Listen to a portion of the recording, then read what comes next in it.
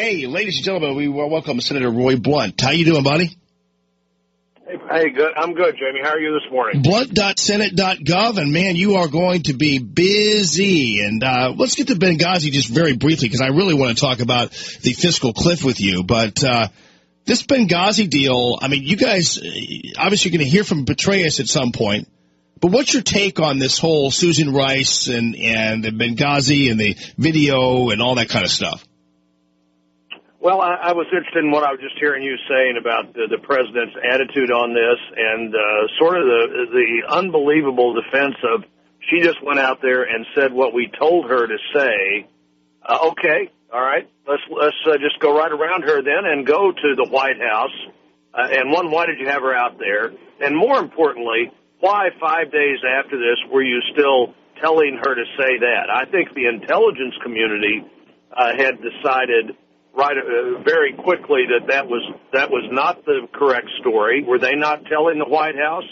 Was the FBI not telling the White House when the CIA director was being investigated by the FBI? It's just hard to believe. If it's true, it's actually more concerning than if it's not true. Yeah. That the FBI director, the Attorney General know that the CIA director is potentially in some compromising situation for 2 months and they don't tell the president. It's an unbelievable thing to create a level of credibility that makes it make sense. And I'm on the Intelligence Committee. I think we're going to meet with General Petraeus either today or tomorrow and ask him what he found out when he was in Benghazi. One of my questions is, why could he go to Benghazi and conduct an investigation, and the entire FBI couldn't get there and conduct their investigation that they say they haven't been able to complete yet? I understand there's a Petraeus report that's not been released to the Congress, which it should have been, and apparently there's not an FBI report. A lot more FBI people than CIA people, but apparently the FBI just can't quite bring things to a conclusion anymore. Yeah. Now, when you are going to be talking to General Petraeus, this is all basically behind closed doors, right? And should be, for that matter, because, I mean, it does involve a lot of top-secret, classified kind of info, but this will all be behind closed doors, right? It will be and should be, and frankly, Jamie, the Intel Committee, the Senate Intelligence Committee, chaired by Dianne Feinstein, a Democrat from California, is the one place in the last 2 years that the Senate has worked like the American people would want it to work, and that's probably because it's very serious stuff, and there's no reason to do a lot of chest beating or grandstanding because it's all behind closed doors, and we want to know what this report said, and frankly, I think there's a pattern where the administration is not complying as quickly as they should with the Intelligence Act from the 1970s that created these committees that are selected, screened, have a legal right to know whatever the administration knows, and I think there's a pattern now of beginning to slow that down, but apparently the administration doesn't know what the administration is supposed to know if you believe them. Yeah, that's for sure. Well, Senator Blunt, here's the deal. Do you mind hanging on, because we're running out of time, and I do really want to talk to you about the fiscal cliff thing, and I want to talk to you about what Republicans are going to do about taxes and about deductions and all that kind of thing. Do you have time to hang on? I'm going to make time for you. I will be right here. Fantastic. Well, when we come back, we're going to talk to Senator Blunt about Allman in the morning, the fiscal cliff, and whether or not Republicans are going to wind up selling some of you down the river. We'll see. 969-9797, 866-455-9797. If you have a question for Senator Blunt, I'll convey it to him for you. Senator Roy Blunt has been kind enough to hang on and talk to us about the second big issue, which is, of course, this fiscal cliff. And obviously we have been slightly disturbed by some of what we hear from, let's say, Congressman Boehner and even Senator Coburn. And one of the things that's a little bit disturbing is they're falling into this trap where they're describing people who are making $250,000 or more a year as wealthy, which I just heard from somebody this morning, Senator Blunt.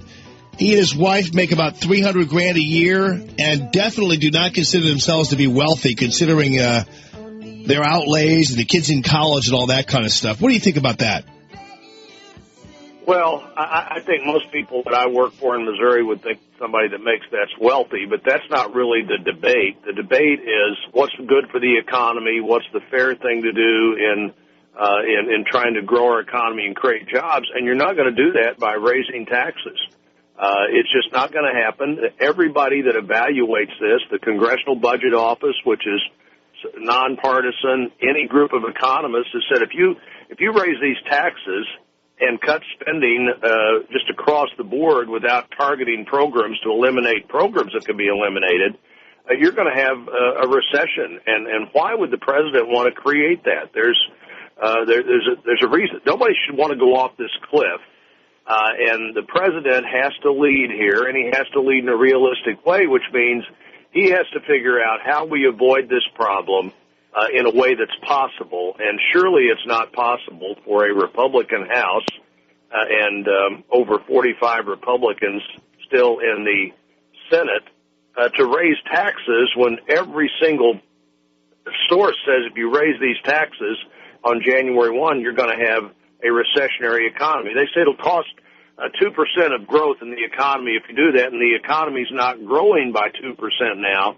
So that, by definition, creates negative growth, which is recession. Why would we want to let that happen?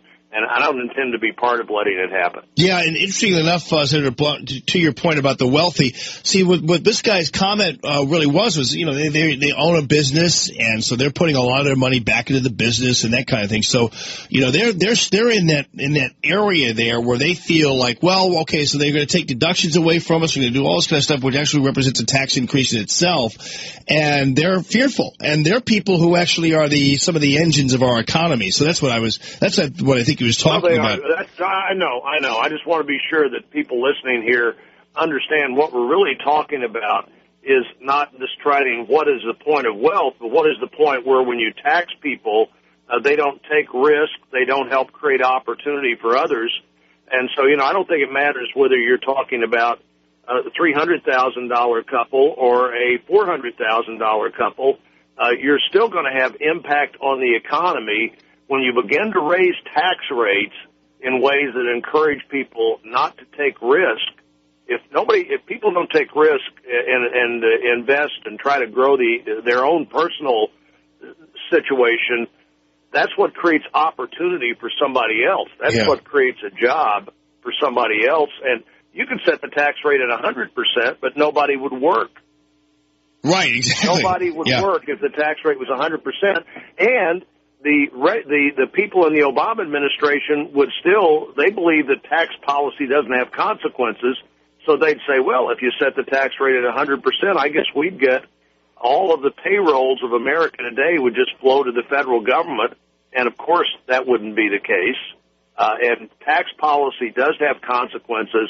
The consequences of raising taxes January 1 on anybody it'll have a negative impact on the economy. Yeah, and so what do you think is going to happen here? Because we talked to former Senator Jim Talent earlier, who said that the House Republicans are really in a tough position here because they don't have as high of a hand, obviously, as the president does. And so the choice might be, well, we're going to raise taxes, but just not as much as the president wants. So you think that's going to happen in terms of something that comes out of the House? I think what has to happen between now and the end of the year, there are about three things that create real end-year problems. If you don't, what's been called for years the patch on the alternative minimum tax, you'll have a lot more people that will pay it, not for next year, but for the year we're in right now.